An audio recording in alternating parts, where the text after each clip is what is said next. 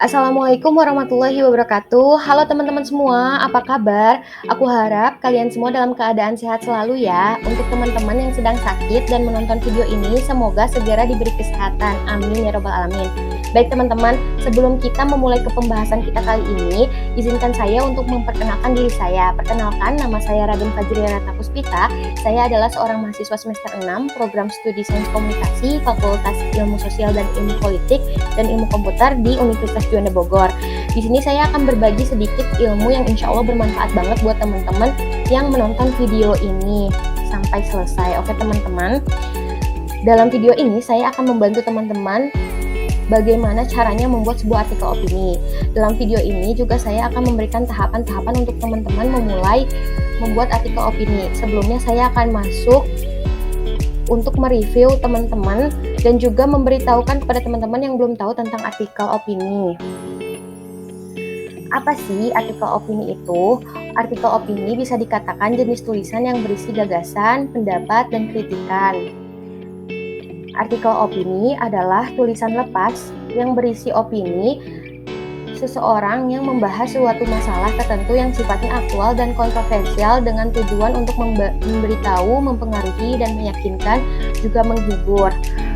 Lalu kenapa artikel opini disebut tulisan lepas? Karena siapapun boleh menulis artikel dengan topik yang bebas sesuai dengan minat dan keahlian masing-masing.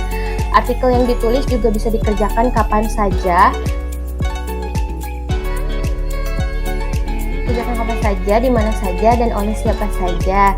Namun perlu ada penyesuaian dengan isu-isu terhangat agar dapat diangkat ke media massa dengan sesuai waktunya.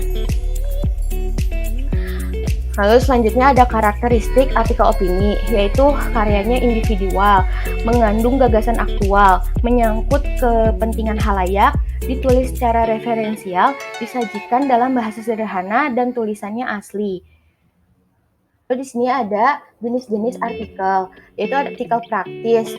Artikel ini bersifat petunjuk praktis dengan cara melakukan sesuatu. Penulisan ini juga berdasarkan pola kronologi atau disusun sesuai tahapan. Contohnya tentang resep-resep masakan, tips-tips.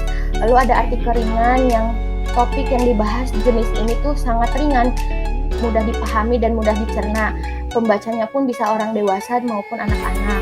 Lalu ada artikel halaman opini, biasanya ditemukan di halaman koran atau website media bersama tajuk rencana, surat pembaca, dan lain-lain. Lalu ada artikel analisis ahli, biasanya ditemukan di halaman berita, ditulis oleh seorang ahli atau pakar di suatu bidang. Topiknya pun yang diangkat lebih condong ke pembahasan ipolek sosbud hankam. Lalu di sini ada tahapan-tahapan menulis artikel. Yang pertama ada pre-writing. Dalam pre-writing itu ada 4 aspek dalam tahap penulisan. Ada aspek administratif, aspek teknis, aspek akademis, aspek psikologis. 4 tahap ini sangat penting, mulai dari kita menyiapkan komputer atau menyiapkan alat tulis, terus dari teknisnya kita menyiapkan pengetahuan apa yang kita tahu. Kemudian ada aspek akademis seperti membuat kerangka yang ditulis dengan pola 3P atau rumus ABC. Lalu aspek psikologis yang kita harus memotivasi diri kita untuk tetap menulis. Lalu yang kedua, writing, tahap pelaksanaan penulisan.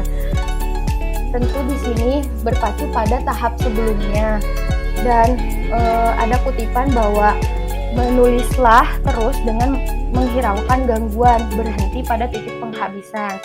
Lalu yang ketiga ada editing.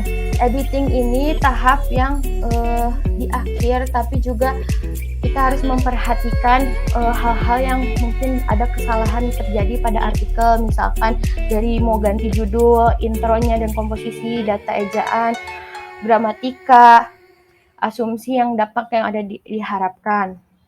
Lalu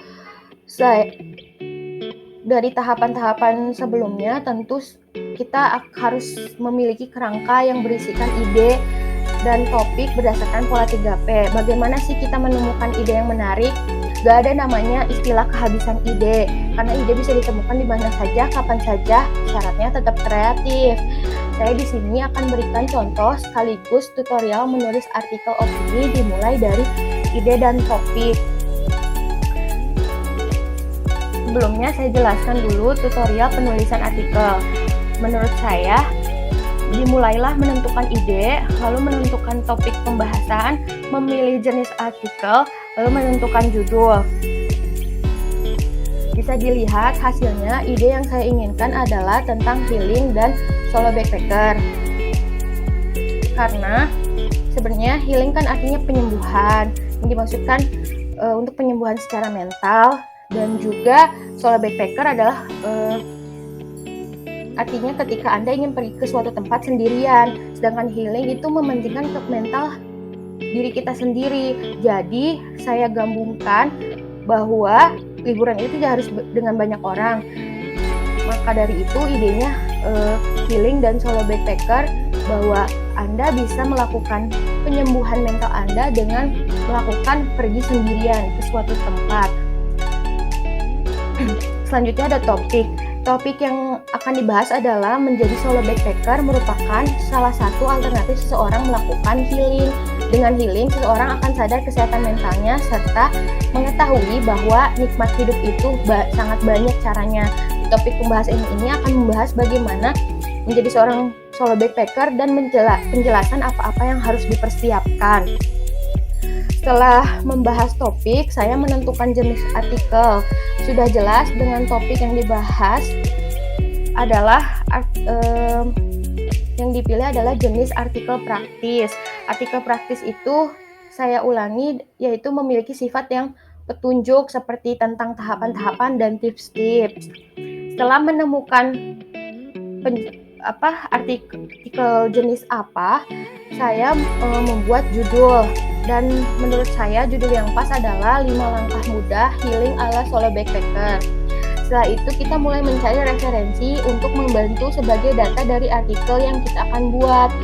Setelah mendapatkan sumber yang banyak sebagai referensi, kita juga sudah mulai menyusun kerangka berdasarkan pola ABC atau 3P. Ini bertujuan untuk mengetahui apa yang akan dibahas sesuai susunan dari pendahuluan. Langsung saja, rumus pola 3P atau pola ABC ini ada pendahuluan, pembahasan, penutup. Di dalam artikel yang saya buat, sebagai contoh ini, di pendahuluan adanya pengenalan arti healing berdasarkan Kamus Gaul Anak Muda, lalu solo backpacker salah satu alternatif untuk healing. Contohnya bisa dilihat di sini dalam pendahuluan. Di sini saya menjelaskan tentang apa itu arti healing dan solo backpacker dan alasan solo backpacker. Lalu yang kedua ada pembahasan, berisikan langkah-langkah apa saja yang harus dipersiapkan sebagai solo backpacker, kemudian kelebihan menjadi solo backpacker untuk healing. Di sini bisa dilihat tulisan saya bahwa saya memberikan tips-tips untuk menjadi solo backpacker, ada 5 langkah. Lalu yang ketiga ada penutup. Healing adalah bentuk kesadaran seseorang akan kesehatan mentalnya. Sebagai penutup, saya mengutip bahwa healing itu pilihan terbaik sebagai solo backpacker gitu, dan solo backpacker juga menjadi pilihan terbaik untuk melakukan healing. Dan saya juga mention di sini kelebihan dan kekurangannya. Dan bisa dilihat ya tadi hasil ada kesesuaian dari kerangka dan hasil yang sudah saya jelaskan. Tapi untuk teman-teman yang ingin melihat lebih jelas lagi contoh artikelnya, bisa dicek di deskripsi YouTube karena saya sertakan link untuk melihat contohnya. Akhirnya kita sudah belajar banyak ya tentang artikel opini. Saya harap penjelasan saya mudah dimengerti dan dipahami oleh teman-teman. Mohon maaf bila saya mengucapkan salah kata, dan mohon maaf sebesar-besarnya atas kesalahan-kesalahan yang terjadi di video ini. Semoga sudah dijelaskan. Semoga yang sudah dijelaskan bermanfaat bagi teman-teman kita semua. Amin ya robbal alamin. Saya ucapkan terima kasih. Wassalamualaikum warahmatullahi wabarakatuh.